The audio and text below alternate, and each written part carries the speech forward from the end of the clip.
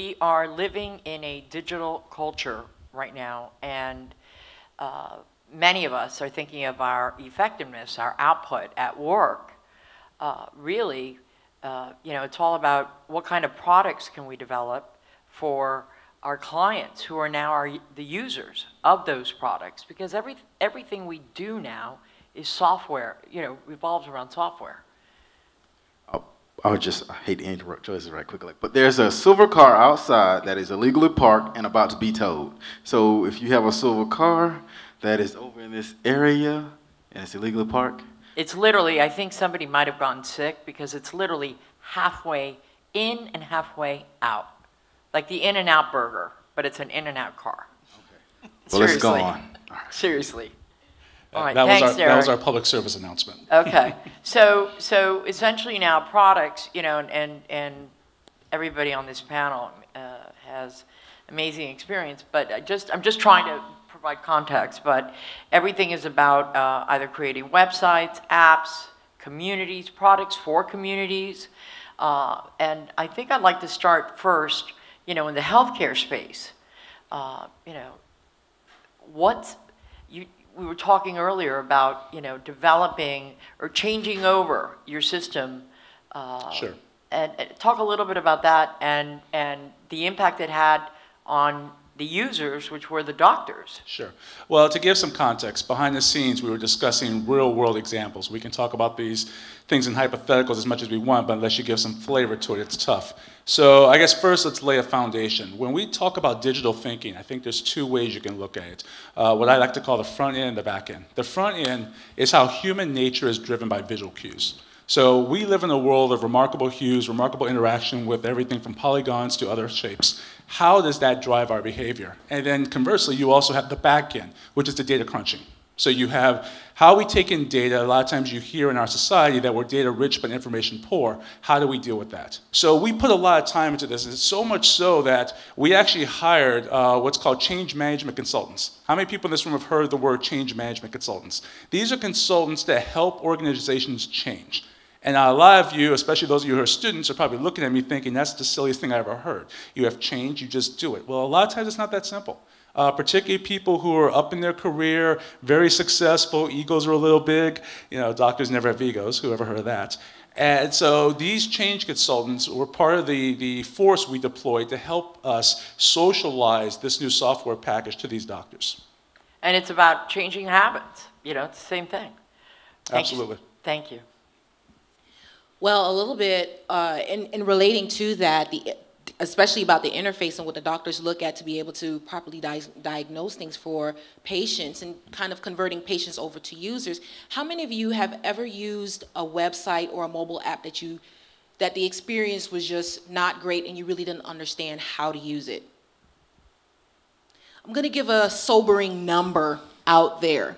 97% of the sites in the mobile applications out there, they fail in their user experience. So 9 times out of 10, you have used a website or a mobile app that has failed. Now, you wouldn't really recognize the failure because you probably just maneuver around it and just, well, I just need to get to what I need to get to. But in essence, if you have to maneuver around to accomplish a goal, then the user experience has failed. So thinking about design thinking in terms of pleasing the customers, and then we have patients, and then we have the doctors, and then we have folks like you all in the audience, we have to get in front of the actual development stage. So when an idea for an app or a website or even a healthcare type of application comes into mind, we have to think about how is the user going to be able to use it. Before even the first line of code is written, before even the design is done, how is the user going to be able to use it? Getting them in a room and just kind of getting a whiteboard with some markers and say, hey, have at it. How will this work for you? Tracy, you don't work alone. When you meet in front of a client, there's a number of people who form that team that develops an app, correct? Big teams. So it won't be an instance, well, for a little bit for me, when and let me just go ahead and put this out there, my views are not of PricewaterhouseCoopers or PricewaterhouseCoopers Digital. These thoughts are my own.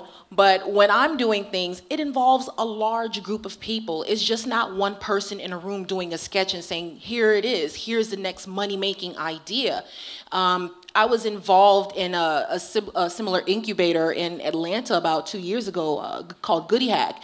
And it was 12 of us with, of course, with the business partner who had this wonderful idea. And it literally took 12 people to really conceptualize the whole thought process and the ideas and kind of kick the tires a little bit before he went in front of a few Google investors and ended up winning the challenge. Is because we took the time out to say, how is the user going to be able to use it? What each screen is going to look like as they go through the process. You're an entrepreneur. Yes. Tell me about what it takes to do what you do today that's different than maybe 5 years ago. Awesome question, right? So one of the things that we did when we were developing our app was not to think in the now, right? So what happens is that a lot of people, they say, okay, I'm going to develop this great website. I'm going to develop this great app. What's there now that I could use to develop this thing? They're not looking ahead that says, okay, is this thing's going to be the same in 2 years from now? So when we're developing our app, this was 3 years ago. This was before everyone was thinking mobile focus. And we was like, okay, let's take the risk. Let's develop strictly for mobile. Let's make this mobile thing the most amazing thing possible. The user interface is easy. Comparing to a competitor, it's a lot freely to use, right? So the sense came to mind was, we want to make it so easy to use that it's as easy as sending an SMS, a text message, right? And we all know you pop your phone up and send a message. So that was the concept behind developing what we've done with our app to make it that easy. And to go back to something what Jared said, it's not only about the thing you can see up front, right? It's also about the back end. It's also about thinking, okay, if I developed it this way, is it going to be easy to come up in search engine? Is it going to be easy to find on Google? If someone used their mobile phone, their iPad, their Samsung tablet, how it's going to look, right? Some people completely skip that step and just think, okay, how's it going to look on this website, right, on internet? So there's a lot of thought involved in developing it, especially when you're talking about design concept. And also to touch on something you said, with a team, I believe strongly, if someone is great with writing code, write code. If you're great in doing designs, you do the design. If you're great in doing the marketing part of it, you do the marketing. Do what you do best. Something else, it's not just about, and I'm going to put this out there and chime in. You know, it's not just the end game isn't just a device. It's about collecting data. That's meaningful. We're going to go back to that. People pay for data, okay? Companies pay for data. You know, they tell us, you know, a lot about who we are, why we do, what we do, even our news choices today. You know, when I was growing up, there were 3 broadcast networks. You know, today, what comes up on my Twitter feed and my Facebook feed depends on what I liked, what I didn't. It's, you know, my data footprint is, I think I talked on enough, but the bottom line is data is, you know, people want meaningful data. And if you could each talk about, for your client or your company, what that means, what that looks like. Absolutely. It's funny, one of the hats I wear is I do a lot of venture capital deals where I represent both the venture capitalists as well as the companies. And I was at the University of Miami's College of Engineering 3 days ago. And one of the things we were talking about is these days, even in the College of Engineering, no matter what the innovation is, it could be a biotech innovation, et cetera, if you don't have a means to collect data, you're done. The investors will not touch you unless there's a data component to it. So here's a good example. There's a company out there that's really cool. It's called OrthoSensor. This is all public, so I'm not disclosing anything. OrthoSensor, very briefly, creates these sensors that go inside your knee when you're doing a total knee replacement. So the surgeon gets 2 benefits. Number one, it's like a GPS. They can see how the knee's doing while they operate, so it makes their efficiency much more better. And then afterwards, when the knee's all sutured up, they can get a data stream from it to monitor the knee further. Well, take that to the next level. let's say average surgeon sees about 30 to 40 to 50 patients a month. Multiply that out over a year. Multiply that by 10 to 20 to 30 surgeons. You have great data. Strip out the patient identification information for HIPAA concerns. You could do whatever you want with that at that point. You can monetize that data. You can sell it to marketing agencies. You can sell it to big pharma. You can sell it to med device manufacturers to make them more efficient. You can sell it to Stryker, Zimmer, Johnson & Johnson, all these large people who manufacture these total knee replacements so that they're more effective. They will pay big bucks for it. That's where the investing community is these days. And along the lines of big data, and that's what we call it in corporate, big data, before I begin any type of project, I always ask, do we have the analytics for said website, said mobile app, said desktop application? Matter of fact, I just wrapped up a project where there are 4 types of users for this company, and each of their click rates or their click-through rates to get to the data on their internal portal are very different. So I propose, well, you know what, we can't have one page for everybody. Let's serve up a different experience based on a user group's click patterns and their research habits on the portal.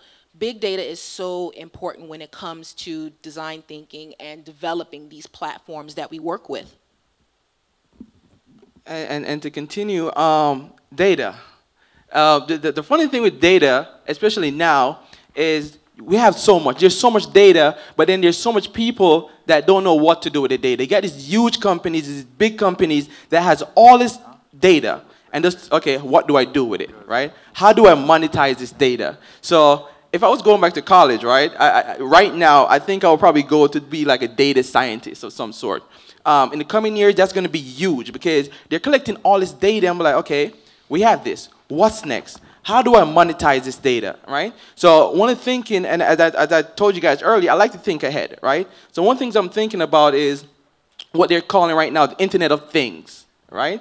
Imagine having data. You have a watch or you have a wearable tech that says, okay, you're heading home. You don't have any eggs or milk in the fridge. You need to stop at a grocery store. Your house is at 72 degrees. Do you want to turn it up, right? You get home. That's the way data, where data is going, where you could use this data to completely change the way we live. It's already happening. Yeah.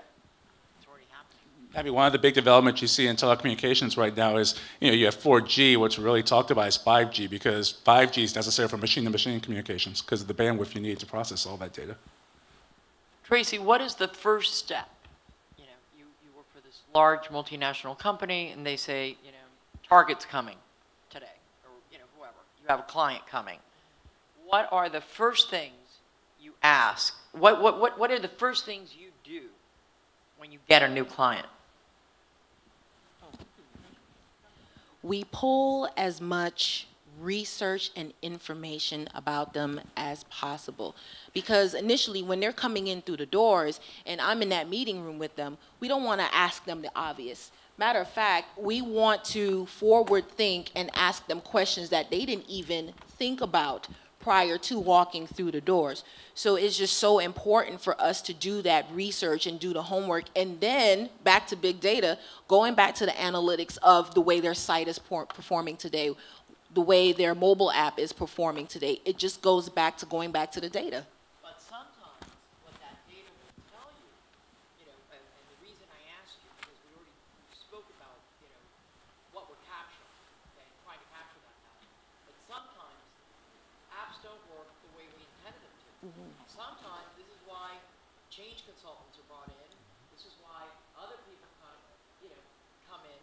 So you've got to go back to the client, figure out. It's another kind of, you've got to look at it from a different way. So it's not just who's using it, maybe poorly, but what was it really?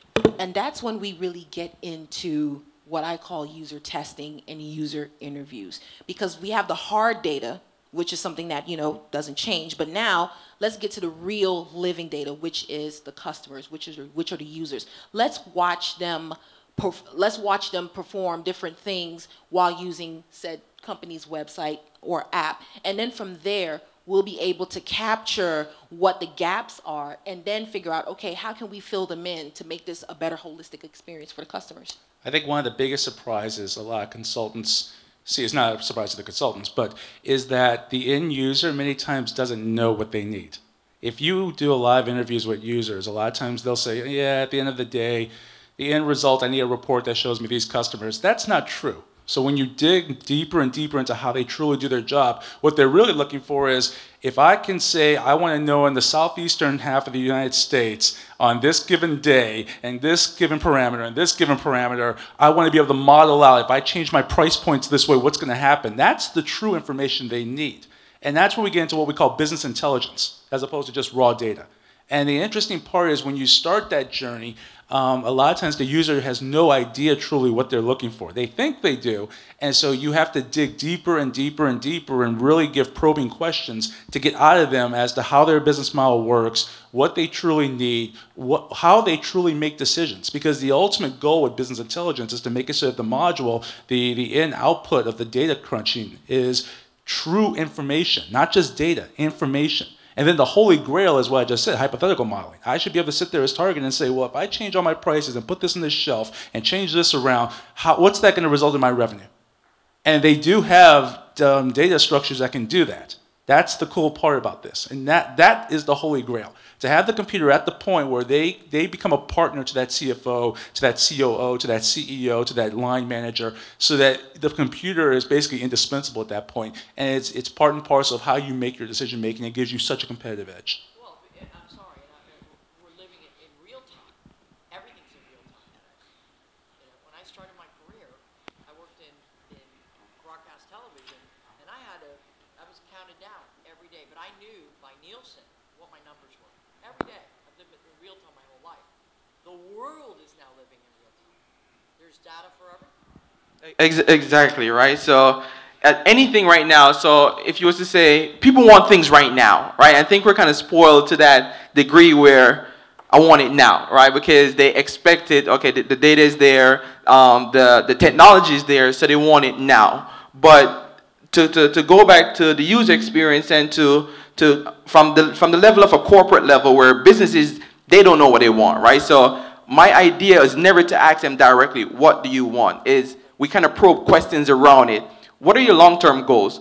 What do you expect to get out of it? And then based on those answers, we develop something that we pretty much sure that they want, right? When we develop it, they'll be like, oh, this is awesome, but can you tweak this? Now, that's when you kind of get their feedback of tweaking things, but I never like to go to them first and say, what do you want? Because you're gonna hear a million things, right? And when you develop what they want, they're gonna be like, that wasn't what I want, right? So you gotta be very careful in kind of accepting what they say they want. So, and sometimes it's not what they say they want, it's what they think they need, because they're changing entire systems which are affecting entire populations. So, 2015, you know, you're involved with the huge hospital organization. How long do you think the system you just put in is going to last? When will it be obsolete? That's a good question. Given how much we spent on it, hopefully the answer is a long time. No, actually, and that you bring up a good point. You bring up the point of scalability and the necessity to be nimble. Fortunately, the system we put in, nowadays, no system is sort of a static monolith. All systems are really components of systems. And so you can easily, it's sort of like, remember when Henry Ford first did the assembly line? What was the true innovation of that? The true innovation was the concept of interchangeable parts, right? So instead of the old days where somebody would just carve something out of a piece of wood, you have it in several parts. If one part breaks down, becomes obsolete, you substitute another one, you move on with your life. That's sort of where software packages are going. So to answer your question, this module actually has a pretty good shelf life, and we have a technology committee on the hospital, which I used to chair, and we would have these discussions all the time. In terms of doing what we call bolt-on solutions, these are other software packages that interface with the main electronic medical record system. You know, comparing these packages, we would say, well, is this following the trend? In 5 years, this can become obsolete and we have to change it out. No, this is actually going to be good for the following reasons. And we have these dialogues. But I think the ultimate answer to your question is it's not one static monolith. It's in components, which they themselves, each individually, can be upgraded. And part of the contract we negotiated with Cerner was constant updates. So the EMR provider itself Cerner has an entire fleet of developers where all they do is update their EMR packages for the current times. And so we constantly get those updates, and they're just part of the contract. what about you? I mean, in terms of, do you have to do that for your clients? Say, this is going to last you X amount of time? Yeah, the great thing with technology, as you mentioned, is that if you plan ahead, right, so you have to keep that dialogue open. You have to be aware that you know that, okay, within a year time, within 6 months time, we're going to probably have to change to something else, right? Regardless of thinking in the future, we're going to develop this. So it's responsive. You're developing a website so it's responsive. We did a responsive website a year and a half ago. Now you're talking about what we call a parallax website. So things are changing so fast that you're like, okay, how do I adapt to keeping this dialogue and being able to reach and have our users enjoy the experience of coming to either our site or a customer's site? So once again, it's the dialogue, right? Keeping that dialogue of understanding that you know it's going to change, right? So you're not stuck in your mind like, okay, I'm going to keep this for 5 years. I'm going to keep this. You got to always be there updating. You got to always see what's out there. And you don't have to be on everything, right? You don't have to always change instantly when you see something new come along, because that might not be specific for you, right? And to kind of go back to the example, our entire website is designed what we call responsive, right? It's a great user interface. You guys can check it out, sociallybuzz.com. Quick plug. But now they have this new development called a parallax, right? You guys could Google it. It's where everything is listed on one page, right? So everything is listed on one single page. But I'm definitely not going to switch to parallax because we know that there's certain segments of it, or there's certain things that it can't do that I want. Like, it's not great with search engine optimization, which is great for my business, right? So certain things I would not jump on it just because it's new, but understanding that it's there makes a huge difference. So if I need to make that turn, I can. All right, and I know we have to wrap it up, but there's just a couple of other things that I'd like to ask our panelists. And one of them is, when I went to school, it's like you went to college, you finished, you're done. You did junior college, you're finished, you're done. We don't live in that world anymore. There's a thing called certifications, and so I'd like to talk about, we are living at and I'd like to put this out there. We're living at a time of continual learning, if you want to be relevant, if you want to be engaged in today's society. Can we each talk about that? Sure. I sort of come at this with a little bit of a bias because as a member of the legal profession, we always lived that. We always had what we call CLEs, which are continuing legal education requirements. Finance folks have the exact same requirement. Theirs are, I think, CFEs or whatever. But there are several professions, doctors, that over the time always had to live an entire life where you're continually learning to be relevant. So I think it's kind of cool in a way. I absolutely agree with you. I think we do live in a time where you will be learning for the rest of your life. But I think it's important to also stress we're changing every year increasingly how you learn. If the answer was, yeah, you're going to spend the rest of your life learning, but it's always going to be in this sort of static classroom environment we've all known over the years, I could see that being something to bemoan. We're changing rapidly. Something as simple as Wikipedia. The way we learn nowadays is dramatically changing. It's gotten to the point where it's so organic. Social media is a great example. Facebook, Twitter, etc. For all of the negatives people like to tout about social media and how people get into sensationalism, etc., you don't realize that you are using it to constantly learn and enrich yourself. Hopefully your friends are posting some articles about what's going on, some new innovation, stuff going on in politics. Hopefully they're not getting nasty about it. But you are learning. You are educating yourself through your friends' posts, tweets, what have you. So I agree with you 100%, but I think it's also important to focus that we're changing the paradigm about how we educate ourselves. There's a package out there called Magic Leap, which I'm not going to go into right now, but hopefully I'll get another opportunity because it's really exciting what's going on there. Tracy? And to agree with that, I can honestly say that the first certification I got, and this was after undergrad, and this was after going for my master's, the first UX certification that I got, the things that I've learned then are not necessarily the same things that are within UX now. UX changes on a daily basis. Like he was saying, parallax. Parallax was the hot thing maybe about a couple of months ago up to a year. Now, even in design, now it's just flat design. So it's so key to just keep on learning. And it's not so much like staying within the classroom. It does come down to things like this, where we're in a forum environment and you're getting the latest and greatest information from those who are within the industry, to webinars, to blogs, to even on the phone now, there's a thing called, can't remember the name of it, but you can literally take classes for free from some of the nation's leading universities. I think Stafford Online. You can actually get involved with maybe hundreds of people around the world using the web to learn. So learning is ever changing, and the structure of it is always in movement. Working in teams, by the way. Working in teams. You know, I'm taking a class now on, and I'm 55, technology entrepreneurship, and my teammates, one's in Qatar, one's in Scotland, one's in Washington State, one's in DC, and I'm in Miami. Learning's all over. Yeah.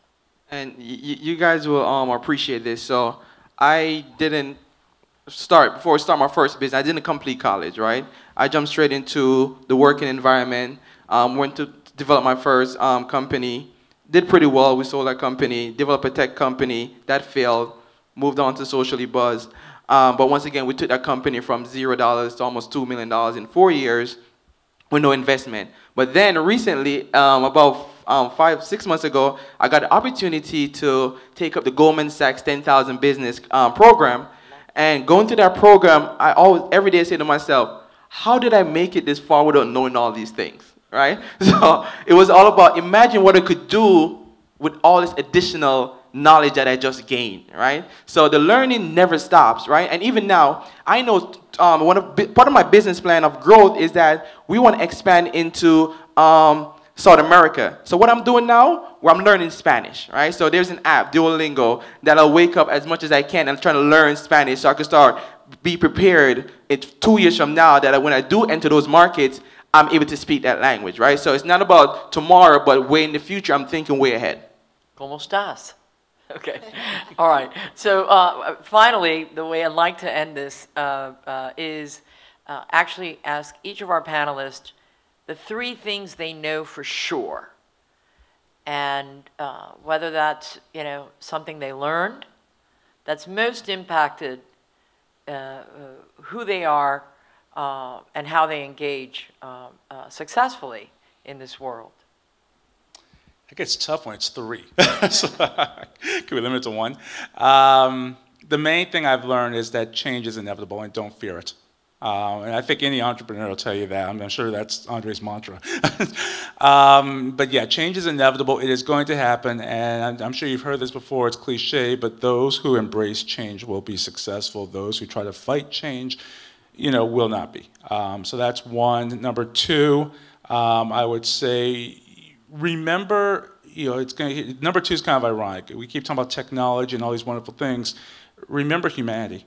I think one of the places where technology fails is when we forget humanity. Those who can merge technology and humanity perfectly are the ones who tend to go the furthest. So like Steve Jobs, people talked about him and how he was an artist. One of the reasons Jobs was so successful was he truly took artistry and humanity into account. Unlike, there were 1,001 packages out there that could compete with him, but he was borderline obsessed with the human condition, and that's why when you read about his life, he was into 5,000 holistic things. That perspective gave him a perspective on the human condition, on who mankind is. So I don't think you can ignore that. And then the third one would be have fun. Have fun with it. And just to touch on, I know we've pretty much doubled our allocated time, so I'll keep this quick. But going back to the humanity part of it, how many people in this room have heard of Magic Leap? It's really something you guys need to hear about. It's one of the most exciting developments that's going down here. Very quickly, it's a company that's based in Delray Beach. And it was a quiet little company that was operating out of a garage. And this will wake everyone up to the extent you're not listening. They recently received an investment from Google and a bunch of the top tech investors in the world of $500 million, not million, $500 million. So a guy in his garage got $500 million because what he did is so revolutionary. They're still keeping very tight-lipped, and they probably won't be on the market for another 2, 3, or 4 years. But essentially what it does is it's called augmented reality. And the very quick version of that is, imagine virtual reality like Oculus. Imagine that in this world. So imagine I'm sitting there with you and things are popping up. If I want to make a point to you, imagine it's almost like a wizard now. I can make polygons, I can make anything in front of you as I explain things, and your eyes cannot tell that it's not real. That right now is the cutting edge, where we merge biology and tech perfectly, so that it's no longer you have to go to a smartphone or an artificial device like that flat top. You instead, it's infused in you. And I know a lot of people are like, that sounds a little scary, but it's being done in a very methodical and thoughtful way, because once again, you have to keep in mind humanity. But that's what's bleeding edge right now. It's not even cutting edge, it's bleeding edge right now. Magic Leap. Magic, M-A-G-I-C, Leap, L-E-A-P. Just put Google in and you'll see a ton of articles on it. And you should be proud, because that's in our backyard. That's in South Florida. That's being done. One of my first takeaways is something that I learned in college while I was attending at Florida A&M University in Tallahassee. All right. I love it. Something that I learned and something that was taught to us was to be early is to be on time, and to be on time is to be late. And that is just so relatable within the digital arena. You have to forward think in order to be with the time. If you're doing something for right now, then you're already late, you're already behind. So that's number one. Number two, great design starts with the user. I can sit at my desk and sketch up wireframes and a wonderful user experience. However, if the user can't use it, if the user doesn't know what it's for, if the user can't accomplish a goal with it, then I failed. So great design starts with the user. And the third one is enjoy the ride. Being in technology, there's going to be ups, there's going to be downs, there's going to be left, there's going to be right. But just take it with a grain of salt and just ride the wave. I've been doing this for over 10 years. I've seen the best of the internet. I've seen the worst of the internet. I've seen design trends come, and I've seen design trends go. I've seen UX principles come up, and I've seen UX principles go down. Just enjoy the wave. Thank you. And the first thing you said about timing, I tell all my employees that, right? 15 minutes, we get in 15 minutes ahead, that's on time. If you come in at the time you're supposed to be in here, you're late, right? Now to go to my 3 points. The first one is fear, right? As you mentioned, I've grown up, it was all about fear. I was also fear talking to people, right? What are they going to say? But as I started developing that, there's nothing to be, I don't fear anything, right? Except God, right? To those who do that, but I don't fear anything. It's not a person. I'm not scared to call anyone. I'm not scared to walk up to anyone. I took fear completely out of my mind, right?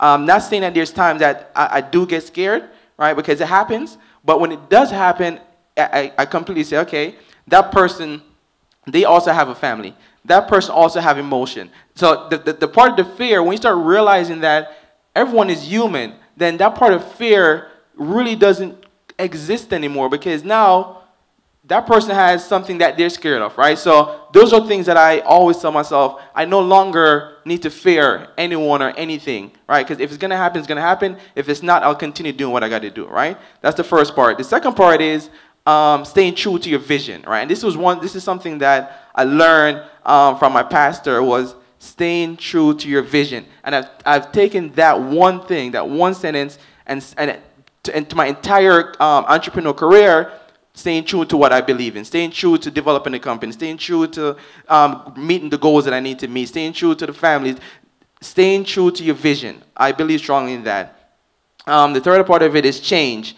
And change, understanding change actually came from when I used to work at a bank, right? And this was about seven years ago. A part of the bank saying was, you have to be able to accept and understand change. And that's, once again, that stuck with me. So I know change is going to happen. So I never, once again, bring back fear. I never fear change as well. So it's going to happen. Thank you so much. And thank you for being here. Oh, that's it, right? We're good. You have a question?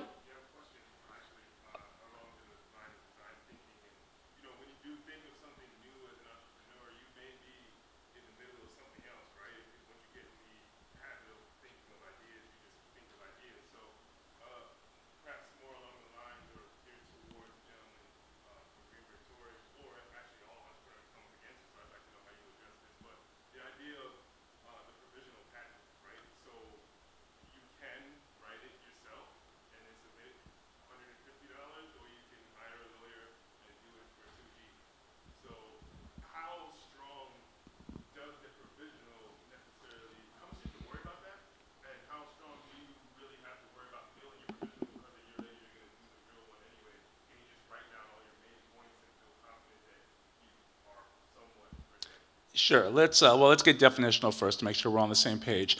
So everyone knows what a patent is, right? It's basically a filing you do with the government, the Patent and Trademark Office, which then protects your idea. And the quid pro quo you get for that is you publicize your idea by filing the patent, but at the same time, you're protected for a number of decades, so that you're the only one that can develop that. So I just want to make sure we're on the same page.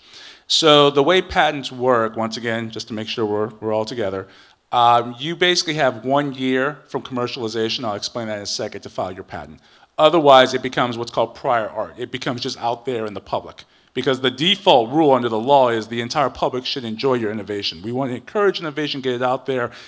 Restricting people from using your innovation is actually the opposite of the default. So the way the patent law does that, it says once you put your idea on the market, you have 1 year to get the patent and say, I want it. Otherwise, the law says you had a full year to do it. You didn't take advantage. It is now part of the public, part of the ethos of innovation, if you will. And we thank you. So one way entrepreneurs deal with this, because a full patent can be expensive, is they file what we call a provisional patent, which is basically a truncated patent. It's basically short version of a patent, if you will. It has the material description of what the innovation is, it's cheaper, it's quicker to file, etc. And the power of that is, let's say you file it 2 months after you put it on the market. When you finally file the real patent, the larger patent, the date of that patent relates back to the provisional. So you're safe on the 1 year rule. Everyone understand? So with that foundation, I'll answer your question.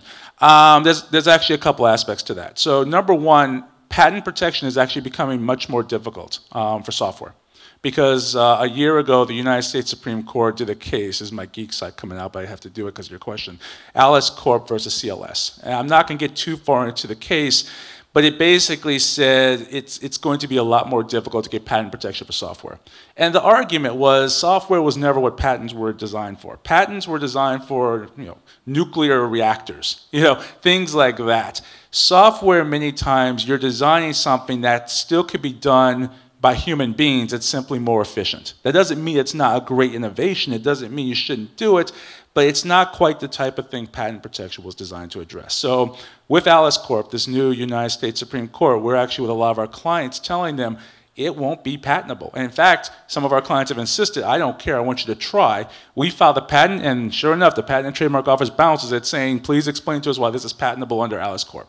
And we sort of sit there and make arguments, so it's a very brand new landscape, and this is something entrepreneurs need to know. And to go to your question about should you do it yourself, you're going to think I'm being biased, obviously, but the answer is really no because of this case. Because think of what happens if your patent gets bounced. You file the patent, it's public. So now all of your innovations out there, the Patent and Trademark Office says under this case, Alice Corp, it's not patentable, it's still out in the public. So you've got none of the benefit, there's no patent protection, and it's still out there. There's procedures where you can withdraw it, but they're sort of a pain in the neck. So you really don't want to willy-nilly file for patent protection unless you're pretty sure it can be patentable. And only a patent lawyer or patent agent can tell you, do that analysis and say, yeah, this should be able to fly. So how is the Innovation Act that is supposedly going to Congress supposed to help? Because I heard it's supposed to help against copycats and things like that. They're trying to come up with some procedures. Right now, it's still in flux. And the big thing that folks are banking on is what's called trade secrets. So what are trade secrets? Trade secrets basically says, it's easier to explain by giving you examples. 2 great examples, Coca-Cola, KFC. KFC, original herbs and spices, right? Coca-Cola, the secret ingredient, whatever that may be, caramel, chocolate, however they make it. You've never seen a patent for Coke, right? You've never seen a patent for KFC's 9 herbs or whatever it is. It actually is in a vault, in the case of Coke, up at the top of their building in Atlanta with probably armed guards. And the same thing with KFC. I'm not making that up, by the way. Yeah. In fact, my understanding is for KFC, what they do is they split the formula in half. There's one executive that has one half and one executive that has the other. The point is, under trade secrets law, if you've shown yourself to take reasonable steps to protect your innovation, the law will actually step in and protect it so that even if someone gets it, you can still protect yourself. So a lot of people, what we've been counseling our clients a lot is to say, look, even though it's not patentable, it's not the end of the world. Take steps to protect yourself. One of the #1 things that entrepreneurs don't do, which they should do, and it's so cheap, is invention assignment agreements. So what are those? Whenever you're working on stuff, Andre is working with a fleet of developers. Each of those developers should sign an invention assignment agreement, which basically says, I worked on this, but I did it because I was working for you. You pay me. It is what's called work for hire. And because of that, anything I develop is owned by your company, not me. And so that has a tremendous amount of protection, because if they ever try to run out and use those innovations, you can then sue them, whether it's an app, a software package, or what have you. That has tremendous protective ability. Trade secrets has a tremendous amount of protective ability. The different statutes that Congress is looking at, they're offering, especially with Alice Corp, changing the entire patent landscape, they're going to provide some protection. Right now, it's a little bit of the Wild West for innovation. But there are protections out there. But the short answer is, and guys, you'd be surprised how you can find very good IP lawyers on a cost-effective basis. Sometimes you have to shop around. But particularly those of you in South Florida, we're right now in sort of a technological mecca. There's an ecosystem in South Florida that's second to none. We've had several people move here from the Valley and from New York because they say the energy here beats what Silicon Valley has. Because of that, you have a lot of talent here in terms of IP lawyers.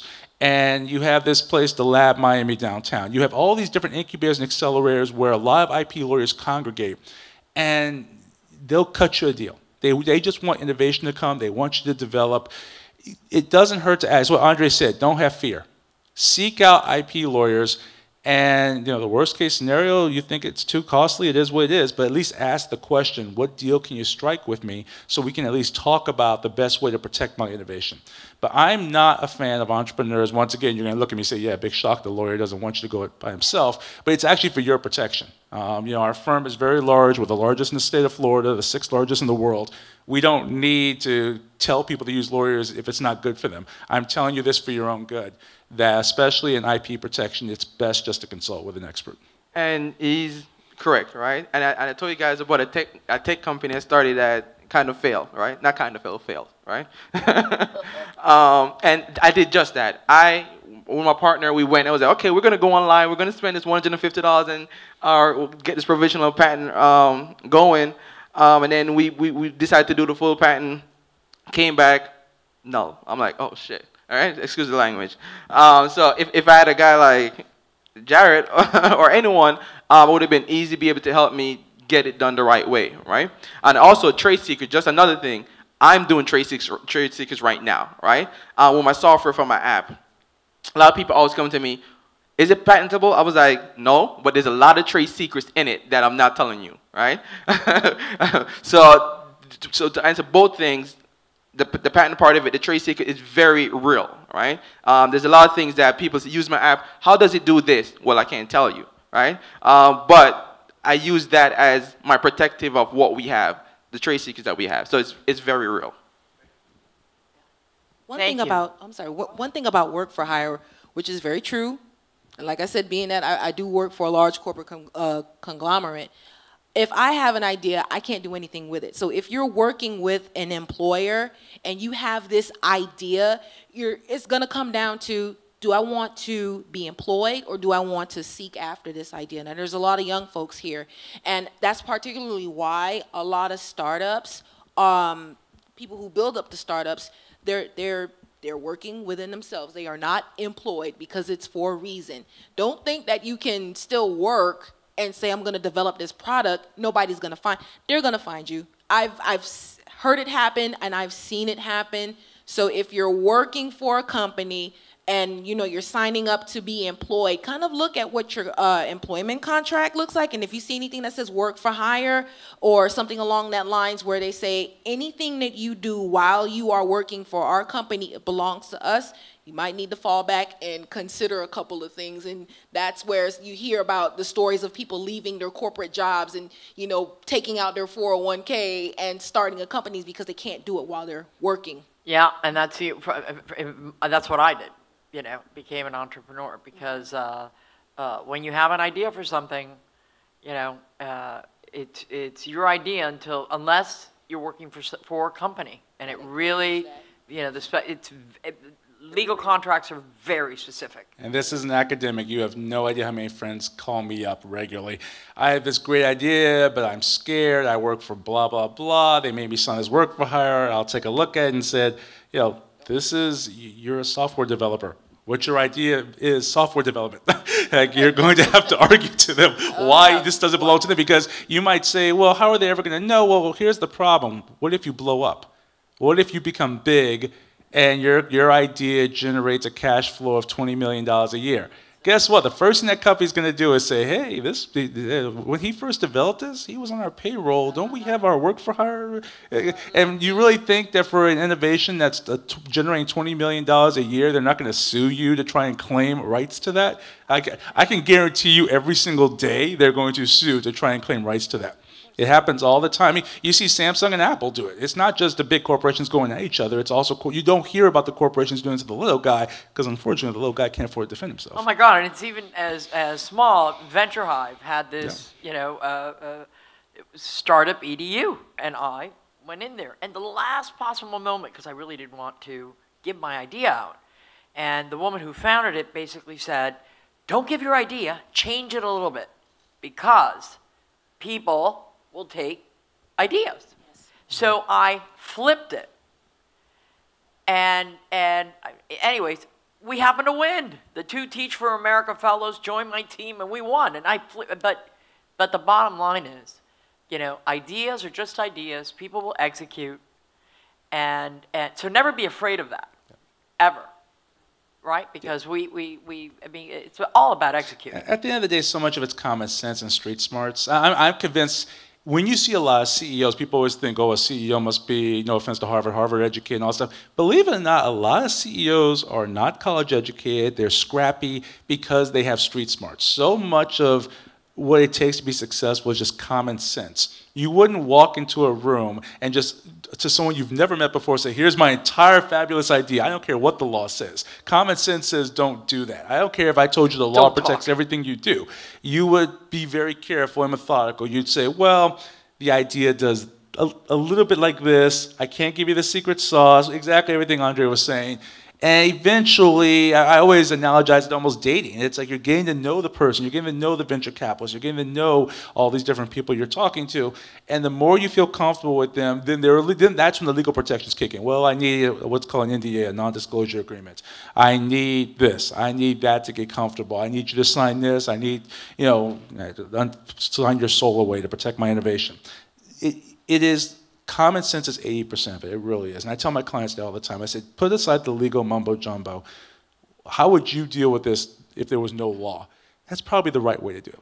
Yeah, and same thing, right? Sometimes it all depends on how far your development is, right? How far is that one thing you're talking about? Because sometimes people don't want to steal your idea, right? And I've learned that sometimes it all depends on who you're talking to, how far development is along. Like now, I've learned along the way that I used to kind of really keep behind a wall, like, okay, like Jerry was saying, here's a little bit, but then you don't really get people to introduce you to someone else. They'll be like, oh, because you do that, I have someone to introduce you to. So I still keep my trade secrets, right? They don't know that, but I'm not scared to say, hey, I'm doing this is what I'm doing, this is what it does, here's an example. Right, because I'm well developed, right? So it goes back to how far you are and how much. I mean, if you know you're going to be executing that right now, then you don't have really too much to be scared of. All right, thank you so much, everyone.